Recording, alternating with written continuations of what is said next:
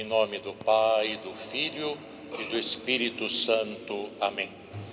Meu irmão no sacerdócio e irmãos em nosso Senhor Jesus Cristo.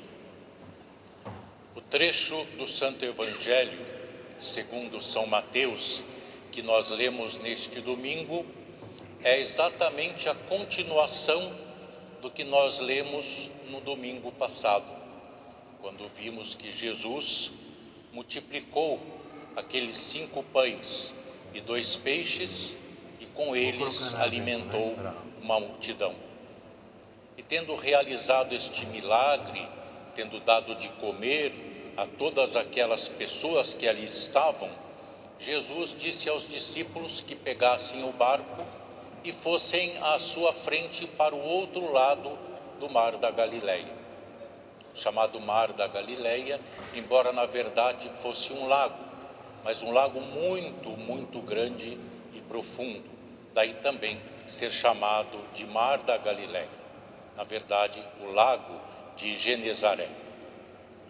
E tendo despedido ele mesmo as multidões, Jesus subiu a um monte para orar, para rezar a sós. Jesus, quando nós olhamos o Santo Evangelho, quando nós lemos, era um homem de oração. Na sua natureza humana, como verdadeiro Deus e verdadeiro homem, ele buscava sempre a comunhão com o Pai em oração. Ele ensinou a rezar por palavras e por atitude, porque ele rezava, a ponto de os seus discípulos terem pedido a ele que os ensinasse a rezar.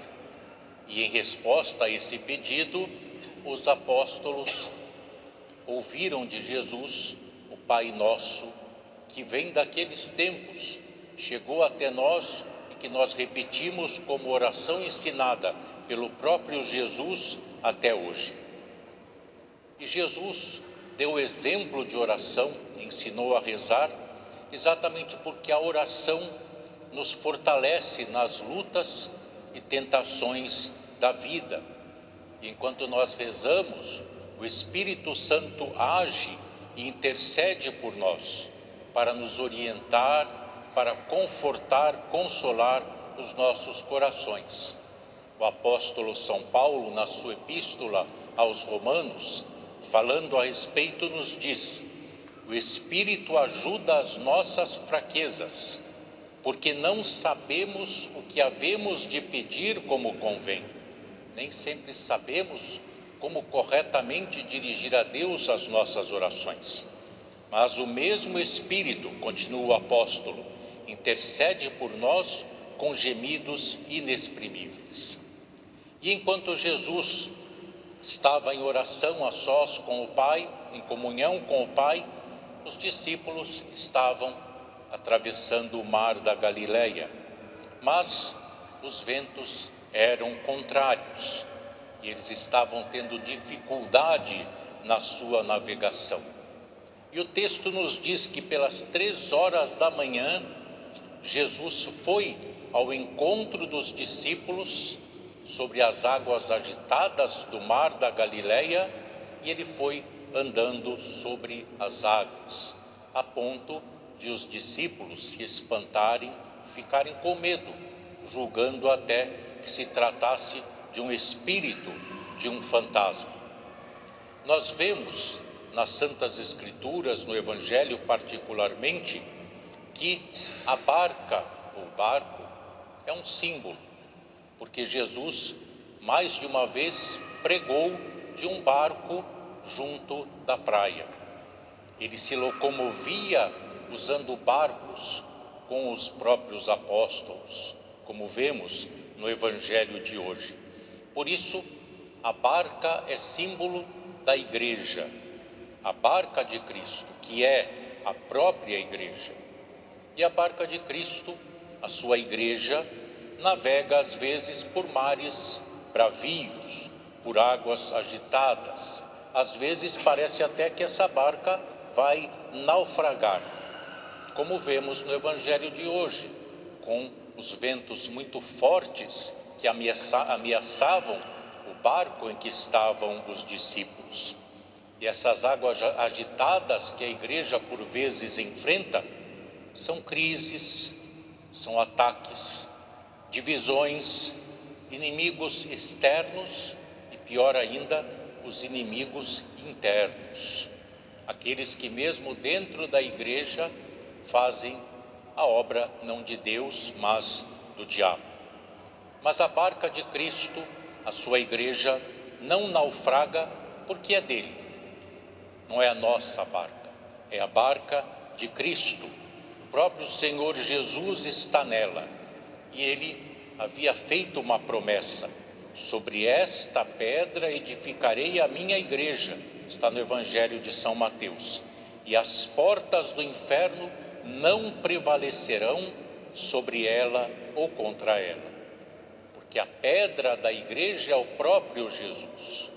Não é Pedro, não são os apóstolos, não somos nós, mas o próprio Jesus Cristo, e por isso a igreja não pode ser derrotada, embora sofra. Mas no tempo de Deus nós sabemos que a vitória final, a vitória definitiva sobre todo o mal virá. E nós, que somos a igreja de Jesus Cristo, que estamos na barca de Cristo, também às vezes enfrentamos mares bravios, águas tempestuosas, por causa da nossa fidelidade à fé cristã, vivendo num mundo cada vez mais contrário aos ensinamentos de Jesus Cristo, aos ensinamentos das Sagradas Escrituras, dos Santos Padres, enfim, de tudo aquilo que a Igreja cristã, de maneira geral, crê, prega e procura viver. E é por isso que nós não nos espantamos ao vermos grupos chamados igrejas que apostatam da fé, que aderem ao mundanismo, que aderem a todas as ideologias do mundo profano, fazendo com que a sua igreja, entre aspas, se conforme a tudo aquilo que a verdadeira fé cristã rejeita. E por que nós rejeitamos tudo isso que muitos hoje já aceitam? Porque Deus não muda, porque a sua revelação para nós também não muda, e Ele exige de nós a mesma fidelidade de sempre. E nós enfrentamos outras dificuldades, problemas no dia a dia, pessoas que vivem num mundo imperfeito, um mundo marcado pelo pecado e no qual o mal age com muita força. E temos então as nossas aflições, dores, sofrimentos, enfermidades. Sofremos por nós, sofremos por outras pessoas, às vezes outros podem nos causar certo sofrimento. Sofremos pelas circunstâncias da vida e do mundo em que vivemos. Mas a nós, Jesus diz, como disse aos discípulos no episódio evangélico que lemos hoje: coragem, não tenhais medo. Esta é a palavra de ânimo e de incentivo de Jesus para a sua igreja, para os seus discípulos em todo o mundo, em todos os tempos. E embora Jesus diga coragem, não tenhais medo, ele sempre foi realista. E mais de uma vez alertou os discípulos de que poderiam surgir tempos difíceis, inclusive de perseguição. E por isso mesmo nós lemos as suas palavras no Evangelho de São João, quando ele disse: tenho-vos dito estas coisas, porque no mundo tereis tribulações. Um alerta, um aviso de Jesus. Mas tende bom ânimo, eu venci o mundo. Jesus venceu o mundo por nós e vai nos entregar esta vitória que ele conquistou para nós, embora por vezes pareça que nós estamos derrotados. Como o próprio Jesus, ele pareceu derrotado na cruz, ele pareceu derrotado na morte, ele pareceu derrotado com seu corpo colocado no sepulcro, mas raiou a manhã da vitória no terceiro dia, a vitória pela sua santa ressurreição, a vitória que Ele destina também a nós.